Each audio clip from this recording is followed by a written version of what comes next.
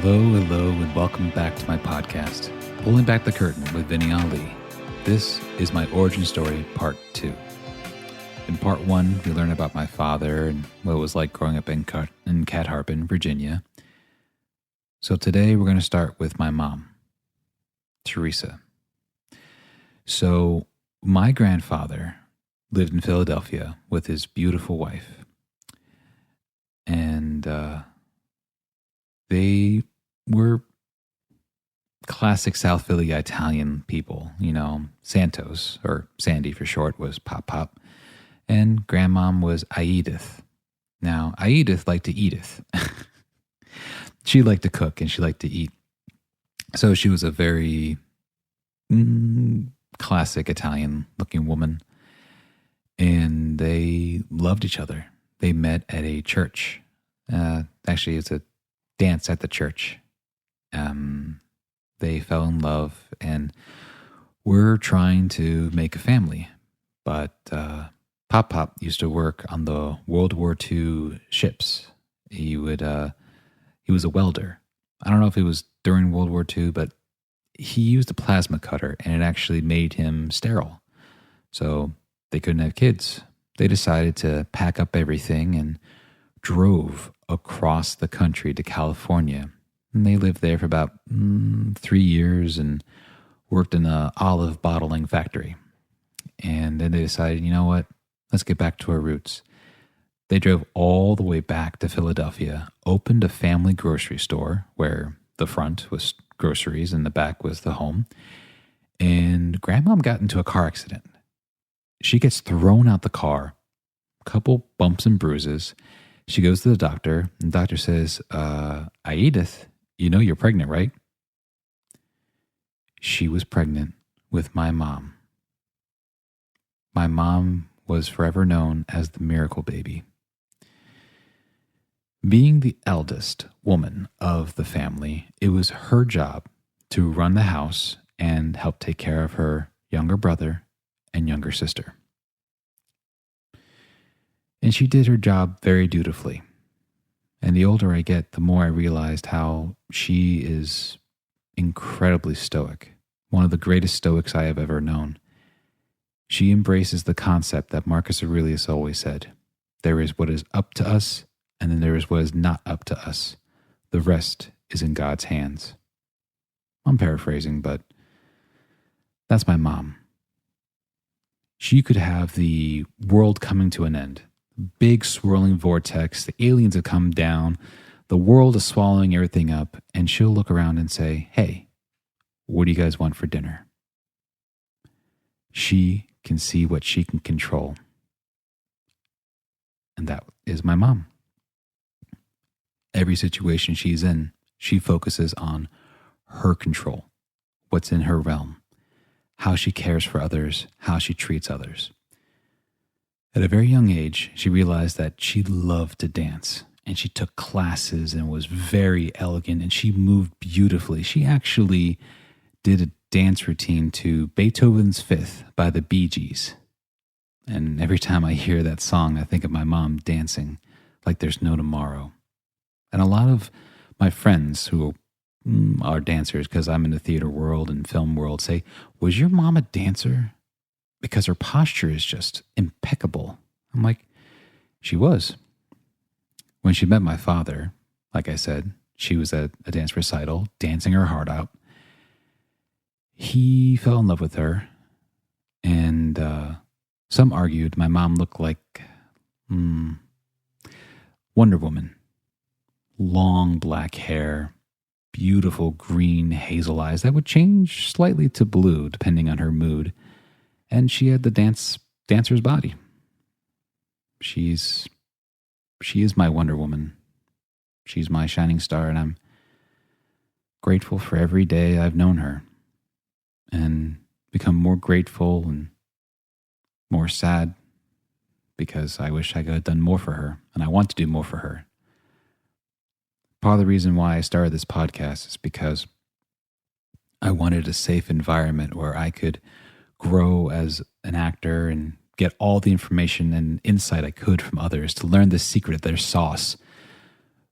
But now it's so I can build a passive income so I can take care of mom and let her have a break for once in her life.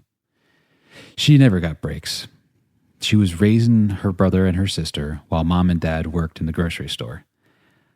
Mom was the grandmom, Edith, was the butcher, covered in blood, covered in sweat.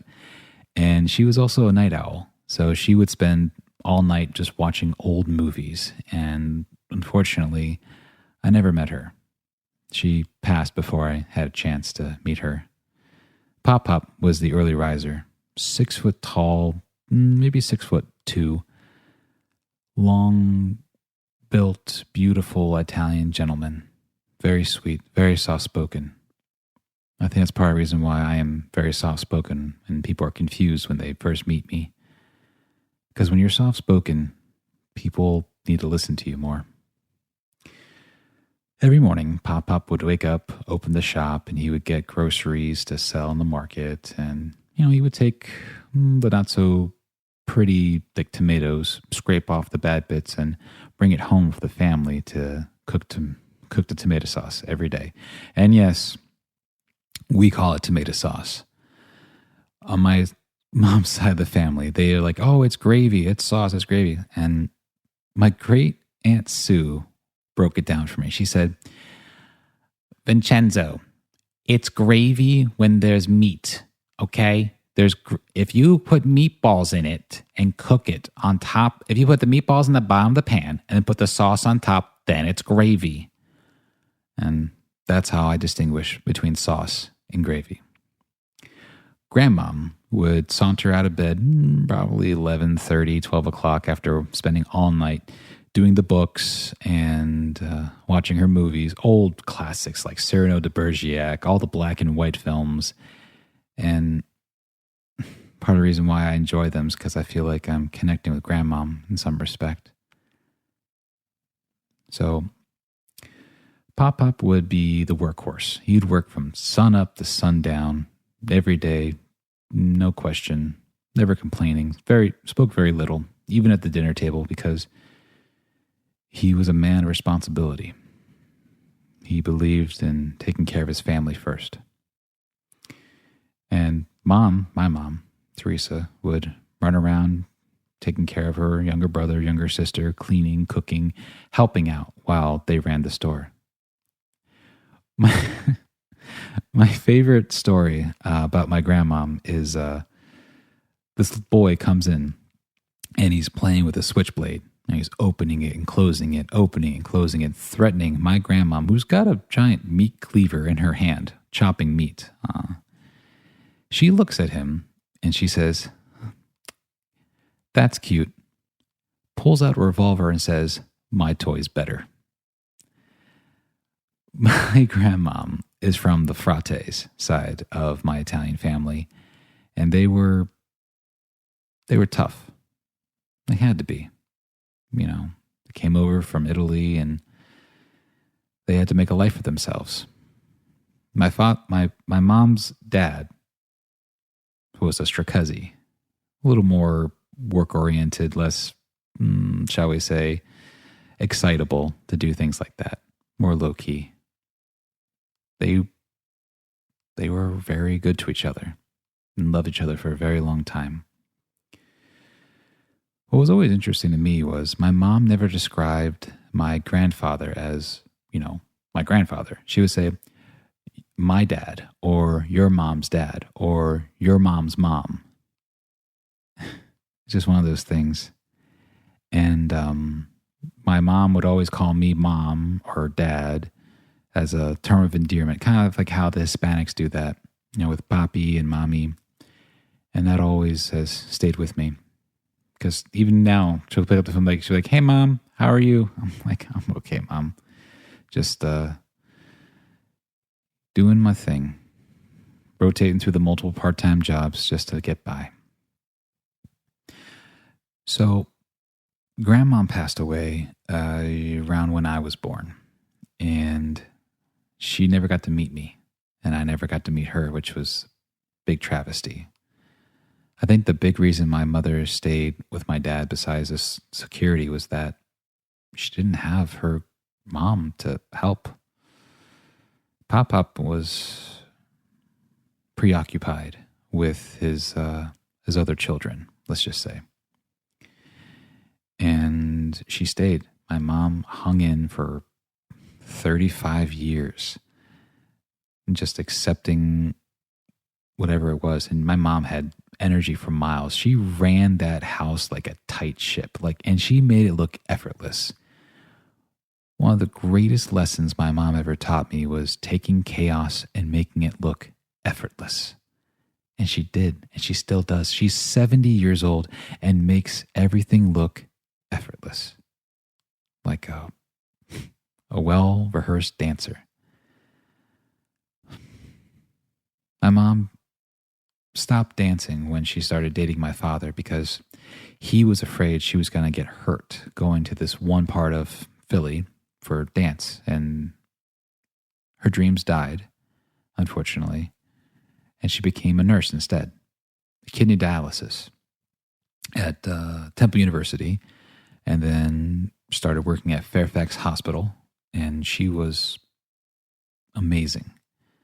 Best bedside manner you could ever hope for. You couldn't find a more loving, compassionate woman other than Mother Teresa. She lives up to her name as being a saint. Aunt Sue used to say, "Your mother's a saint. She was born a saint. She will always be a saint." And I agree. And she continues to love me and my sister wholeheartedly, even though we test her more so than we ever should. I love you, Ma. One day I hope you'll hear this and forgive my cursing. It's just a way to effectively express how I feel in the moment. Well, that's Mom's origin story too. And moms and dads kind of helped create the vessel that is who's behind the mic now. So let's get back to some more stories. I had my best friend, Joshua Maley Hagan, one of my best friends. Great guy. He had a friend named Jordan Dillon. And Jordan was actually making a film called Conversations with Killers. And he was like, well, he's an actor. He should audition for it. And I was like, why not? I read the script, and it was for a 6-foot-tall Korean hitman that was, very good at his job, but he was emotionless towards it. He doesn't get emotional about anything. But I saw him differently. I thought, what if he was an Italian family man? And the reason why he kills is to protect his family. Because the better he is at killing people, the better he can protect his family. And that changed Jordan's mind completely. It blew him away. He never thought of doing it that way. And, well, we started rehearsing, and we did a scene, and there's Joe Daughtry, telling me back in high school that I was doing something wrong, and he's watching me do this scene where I am talking to my handler, and my handler threatens my family. And me, I instinctively jack him up against the wall for ever thinking about doing that. And Joe's like, "Oh, that's not Vinny right now." Even the actor was like, "Yo, where'd you find this guy?" I keep moments like that in my back pocket just to get through the tough times where I don't get a role or things don't make sense, because I have some really brilliant moments of instinct and thought process all coming together, like a cannon shot with laser focus. As we're rehearsing, we decide to play a game called Role Reversal. I've never smoked a cigarette in my life, but my handler does. So I decided to pretend that I was flicking ash and gesturing with the cigarette and everything. And Joe was like, "Vinny, if I put a cigarette in your hand right now, you would be a chain smoker," because that was fucking brilliant. I understood the character very well. There are 3 rules I follow whenever I make any acting choices. What do I want? What's in my way? And how am I going to get it? And I just broke it down and it just made sense. And Joe was one person that could see me from my origin to how I got to be after all these years of just pounding the pavement and working on the craft and studying and watching and just trying to make it happen. There was another story. Dylan Hintz is a magnificent stuntman, and he made the DC Coalition. I don't know if he's still doing that now, but he is a fantastic actor, director, stuntman, and teacher. And he did a movie called Red. And I went in there, and I noticed that the lead actor from Ninjas vs. Zombies was there. And I was like, hey, what's up? What's up? I go in, I do the scene, and instead of taking like the stereotypical, like, oh, I'm just going to pick off bad guys left and right until you put this dog down, I went with the emotion of, I'm going to do this thing until you stop me. And you better put me down because I am hungry to fucking kill. And when I did that, Dylan says, I never thought of putting so much emotion behind it. It was a completely different coloration of what he thought the scene was going to be. And the lead actor's girlfriend comes up to me and says, have I seen you before?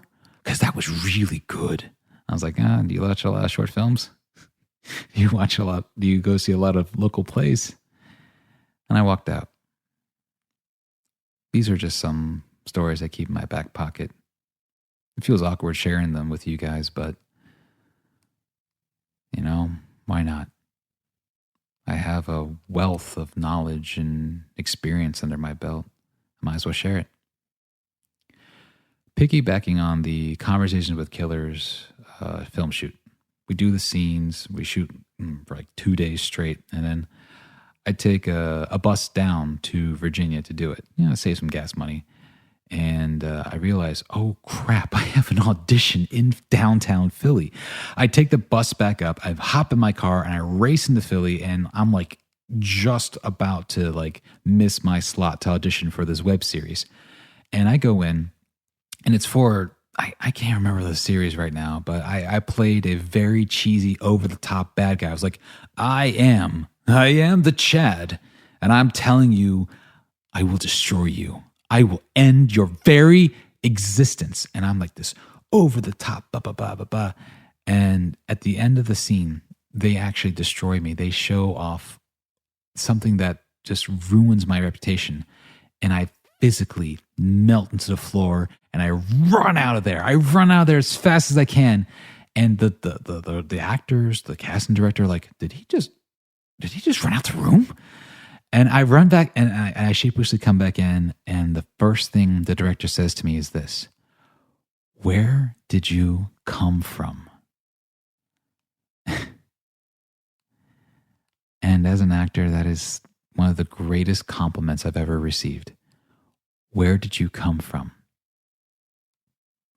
When people look at me, they don't see what I want them to see, because people see what they want to see.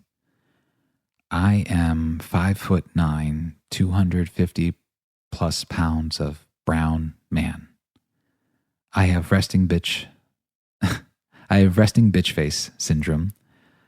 I have very dark features, and the voice that comes out of me doesn't match what people think is going to come out. They think they're going to hear, "Oh, hello to you all. My name is Vincent Ali. Nice to meet you," or something else. So the point of this part of the story is I've had to change people's minds all the time. I've had to impress upon people that I can be more than just terrorist number 6, Hispanic guy, the bad guy that doesn't talk. I am an articulate, intelligent man that has a wide variety of emotions to share. And it's important to me that people see my potential. I was in a play called I Hate Hamlet by Paul Rudnick. It's a fantastic play. It's about a TV actor, who is known for one thing, Andrew Rowley. He's known for Jim Corman, rookie surgeon. But he gets a chance to play Hamlet. And he actually stays in John Barrymore's apartment. Now, John Barrymore is arguably one of the greatest performers in modern history that we know of that play Hamlet.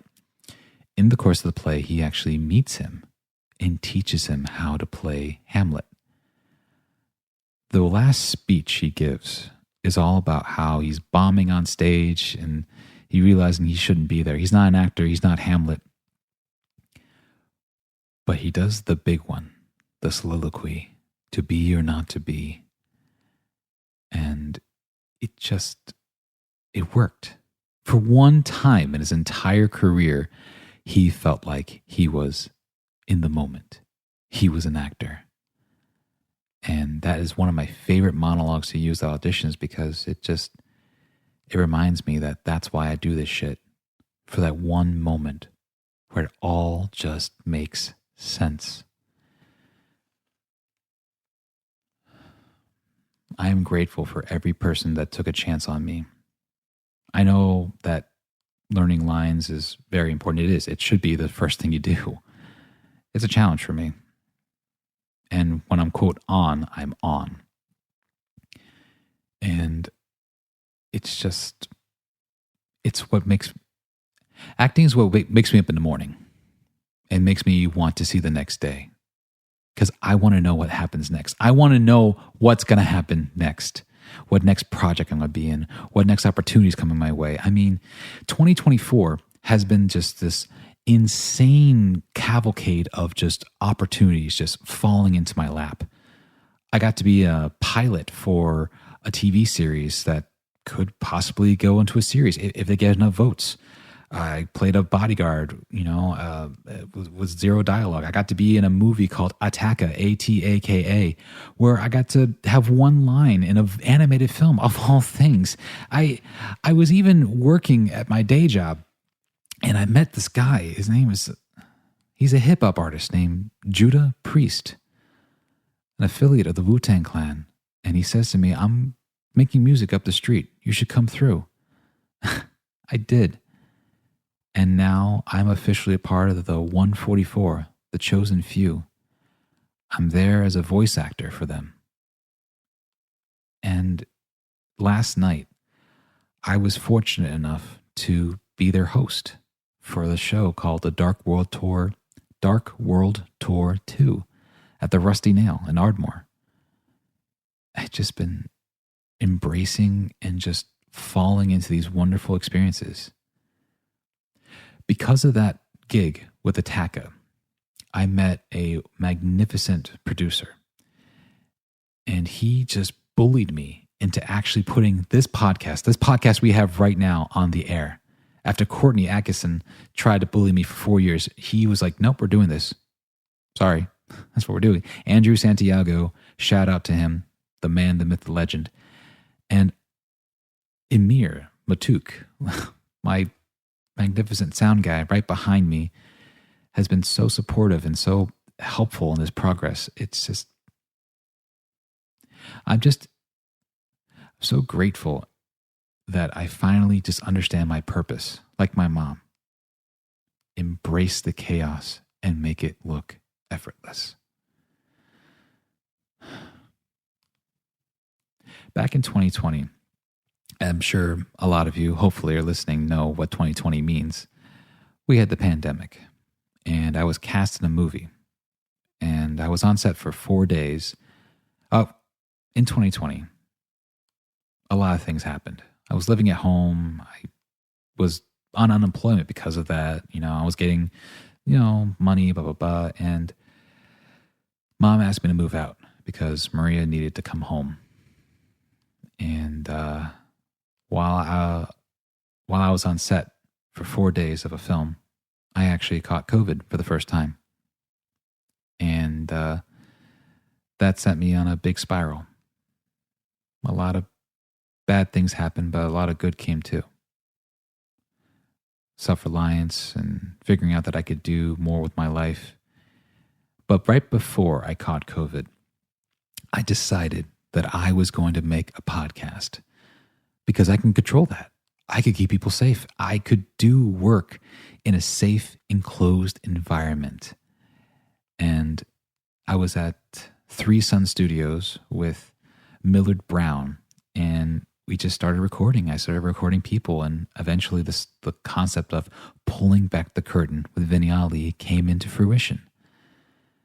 And I recorded maybe 6-7 episodes, and then I caught COVID, and I just kind of let it die.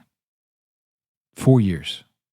4 years I've been sitting on this content and not sharing it because I got to listen to it. I got to make it sound good and everything. I couldn't put myself to do it. But meeting Andrew Santiago, Andy, I don't know, man, how you want to be called. He listened to me and he pushed me to just pull the trigger. And I'm so glad I did. And that's the origin of how pulling back the curtain came to be. I know it's a very long, roundabout way, but here we are. We are now in Emir Matuk's wonderful studio space, recording for all of you listeners and sharing what I hope is a cathartic, funny, helpful story that will encourage you to go out there and keep chasing it and seeing what happens next. We didn't ask to be born. I sure as hell didn't. But I'm just so grateful that I am, and I'm so curious to see what happens next.